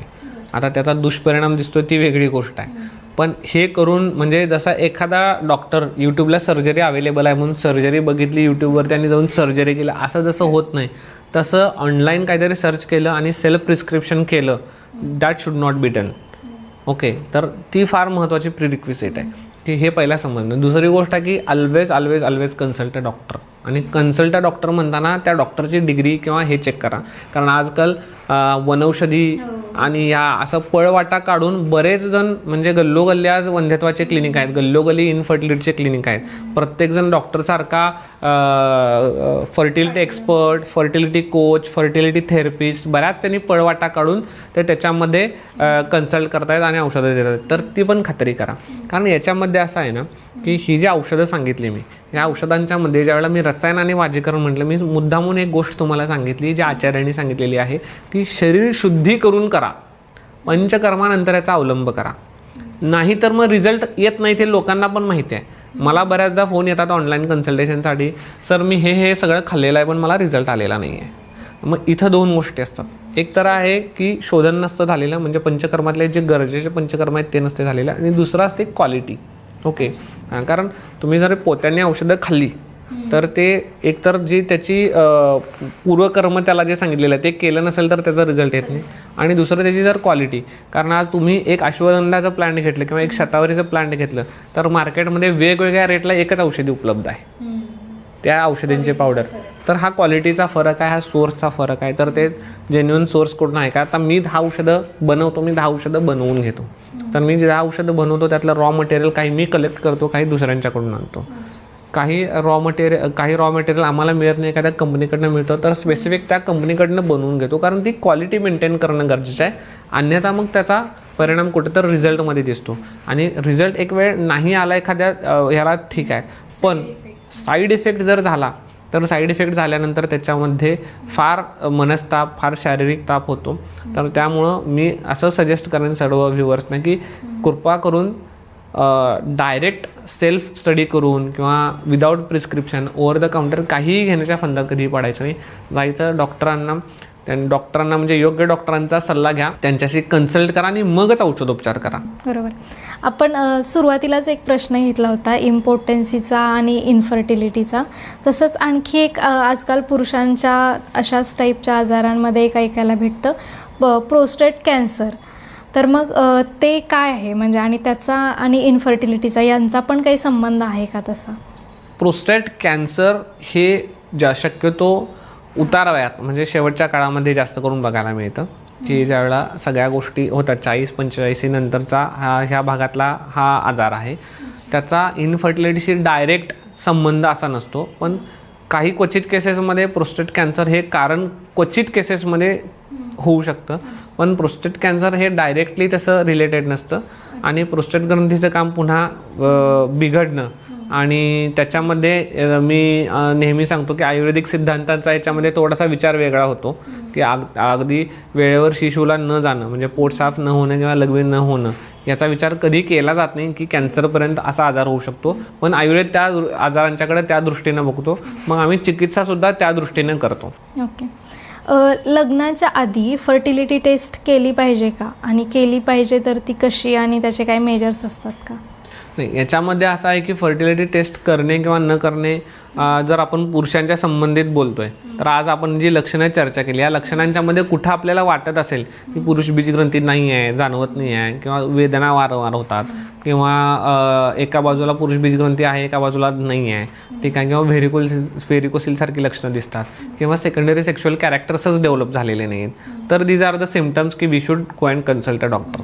कारण स्त्रियांच्यामध्ये बऱ्याचदा असं होतं की मुलींना 15, 16, 17 वर्षापर्यंत जर मासिक पाळी आली नाही तर शक्यतो करून फॅमिली घेऊन येते की तिला पिरियड्स अजून का आले नाहीत एवढे दिवस झाले, पण असं पुरुषांच्या बाबतीत होत नाही.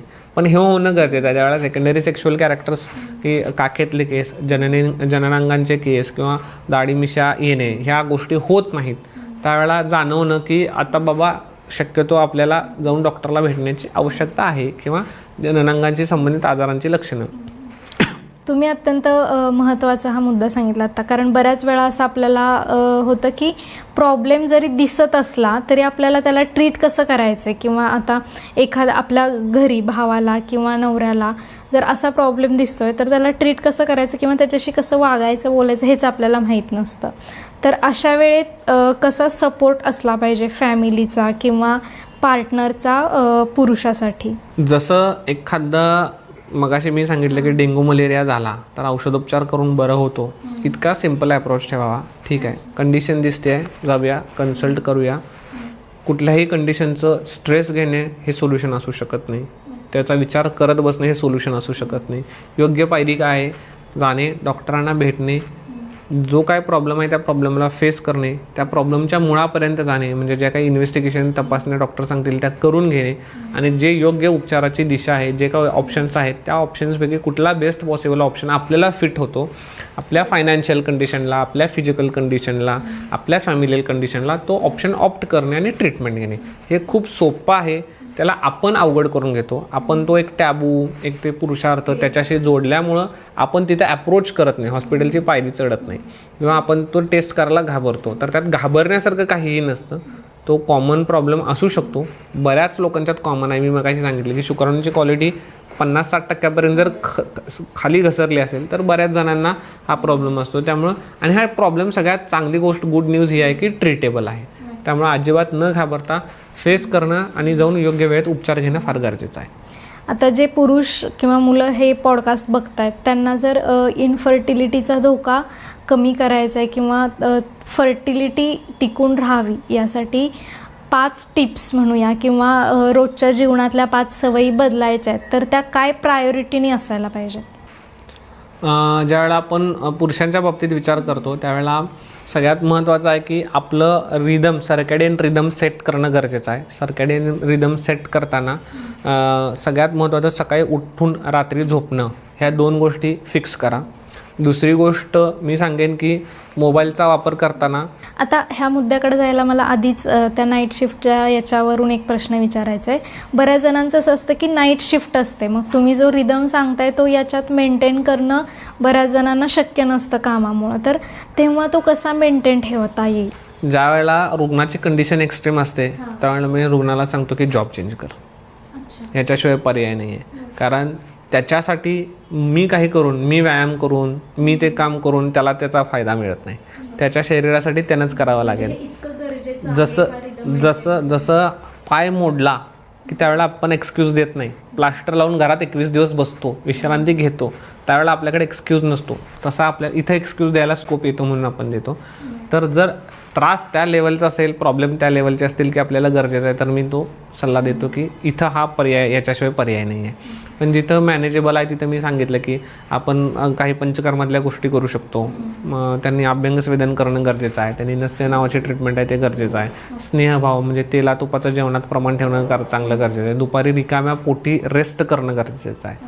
तर ह्या सगळ्या गोष्टी फॉलो करता येऊ शकतात, त्या केल्या जाऊ शकतात. आता आपण महत्त्वाच्या एक 4-5 गोष्टी ज्या पुरुषांसाठी बघत होतो. एक तर आपल्याला आपलं सर्कॅडियन रिदम सेट करताना सकाळी उठण्याच्या आणि रात्री झोपण्याची वेळ सेट करणं गरजेचं आहे. दुसरी गोष्ट मी सांगतो की मोबाईलचा वापर करताना सकाळी उठल्यानंतर आणि रात्री झोपताना 1-1 तास मोबाईल वापरू नका, ही माझ्या पेशंटला कंपल्सरी अट असते. कारण काय होतं की रात्र आपण संपून सकाळचा दिवस सुरू नाही करत, त्या मोबाईलमध्ये जातो आणि दिवसभराचा कामाचा ताण घेऊन झोपताना ज्यावेळेला आपण मोबाईल घेऊन उशिरा झोपतो त्यावेळेला आपला दिवस संपून आपण रात्र नाही सुरू करत, आपली झोप नाही सुरू करत. त्यामुळे आपण त्या लूपमध्ये राहतो. मग याच्यामध्ये सगळंच सौमनस्य, गर्भधारणा आलं, मानसिक प्रॉब्लेम आले, तुमचं स्ट्रेस, टेन्शन, एन्झायटी आली, या सगळ्यांच्यावरती हा एक साधा, सिंपल, सोपा सोल्युशन आहे की सकाळी उठल्यानंतर 1 तास, रात्री झोपल्यानंतर 1 तास मोबाईलचा वापर कमीत कमी करा. त्या मोबाईलचा शक्यतो पॉकेट्समध्ये ठेवण्याचा प्रयत्न नका करू. पॉकेट्समध्ये जर ज्यावेळेला विशेष करून असे प्रॉब्लेम असतात त्यावेळेला तो पॉकेट्समध्ये न ठेवता त्याला एखादी बॅग कॅरी करून त्याच्यामध्ये ठेवा. लांबचा प्रवास असेल, जास्त ट्रॅव्हलिंग होत असेल तर त्याला विश्रांती द्यायला लागेल. कारण जननांगांच्या पुरुष बीजग्रंथी शरीराच्या बाहेर याच्यासाठी आहेत की त्याचं टेम्परेचर कमी आहे. पण बऱ्याचदा 2 व्हीलरनं ट्रॅव्हलिंग 1-1.5 तास रोजचं जाणं, 1 तास 1.5 तास आणि येणं 1 तास 1.5 तास होतं. तर अशा वेळेला मी पेशंटला स्पेसिफिकली सांगतो की साध्या पाण्याच्या बाथमध्ये बसा, साध्या पाण्याचा टब बाथ बसा ओके, की कमरेपर्यंत पाणी पाहिजे, टब पाहिजे, त्याच्यामध्ये तुम्ही बसा आणि साध्या पाण्यानं, म्हणजे साधं नॉट फ्रीजचं, साधं पाणी जे टेम्परेचर तुमचं मेंटेन ठेवायला मदत करेल. कारण ती पण एक ट्रीटमेंट आहे. ज्यावेळेला असे काही प्रॉब्लेम्स येतात त्यावेळेला कोल्ड बाथ टेस्टीजना द्या अशी ट्रीटमेंट सांगितली जाते. त्यामुळं ते एक करतो. आणि आपण काय खातो आणि काय वागतो ह्याच्यामध्ये, खाण्यामध्ये विशेष करून मी सांगतो की फॉरेनचं काही खायचं नाही. फॉरेनचं कल्चर जे आलेलं आहे त्यातलं काय खायचं नाही. विशेष करून मैदा बेसन अजिबात नका खाऊ. मैदा बेसन फास्ट फूड हॉटेलिंग बंद करा. घरचं 2 वेळेचं खायचं. आणि सगळ्यात महत्त्वाचे, हे सगळं करायला सकाळी ज्यावेळेला झोपेतून उठतो तर पोट साफ होणं गरजेचं आहे. आणि पोट साफ झाल्यानंतर व्यायाम करणं गरजेचं आहे. कारण जननेंद्रियांशी संबंधित आजारांच्यावरती जर बोलतो आहे तर जननेंद्रियांचे संबंधित जे काही अवयव आहेत, मग पोटाचा, पाठीचा, मांडीचा, ह्या अवयवांचे व्यायाम होणं गरजेचं आहे. त्याचं आकुंचन, त्याचं प्रसारण आणि त्याची मूवमेंट दोन्ही बाजूला हे जेव्हा होतील त्यावेळेला त्या भागातले सगळ्या पेशी ॲक्टिव्ह होतील, मसल्स, लिगॅमेंट्स ॲक्टिव्ह होतील, तिथला ब्लड फ्लो चांगला इम्प्रूव्ह होईल आणि अल्टिमेटली त्या अवयवांचं काम अतिशय चांगल्या पद्धतीने होईल. मग ते इनफर्टिलिटी असू दे किंवा लैंगिक समस्या असू दे, दोन्ही प्रॉब्लेम्समध्ये ह्याला अतिशय चांगले रिझल्ट मिळतात ह्या व्यायामाला. आणि इट इज नॉन निगोशिएबल, हे करणं मॅन्डेटरीच आहे. तर आज आपण एक महत्त्वाचा विषय आज चर्चेसाठी घेतला होता, मेल इन्फर्टिलिटी, ज्याच्यात अनेक आपण टाबूविषयी बोललो, त्याचा पुरुषांच्या कॉन्फिडन्सवर होणारा परिणाम याच्याविषयी बोललो आणि बरीच लाईफस्टाईलच्या रिलेटेड 5 टिप्स सरांनी सांगितल्या. त्या नक्कीच जे पण हे पॉडकास्ट बघतात त्यांच्यासाठी फायद्याच्या ठरतील. पण या विषयाशी रिलेटेड किंवा पुरुषांच्या कुठल्याही आजाराशी रिलेटेड तुमचे काही प्रश्न असतील तर ते कमेंट बॉक्समध्ये लिहून आम्हाला नक्की कळवा. सर, तुम्ही 3S टॉक या आमच्या चॅनलवर येऊन तुमचं हे मार्गदर्शन केलं त्याबद्दल तुमचे खूप खूप आभार. आणि तुमच्या सर्वांचेही खूप आभार. तुमच्या प्रतिक्रिया कमेंटमध्ये लिहून कळवा आणि असेच नवीन नवीन पॉडकास्ट बघण्यासाठी 3S टॉक या आमच्या यूट्यूब चॅनलला सबस्क्राईब करायला विसरू नका. धन्यवाद.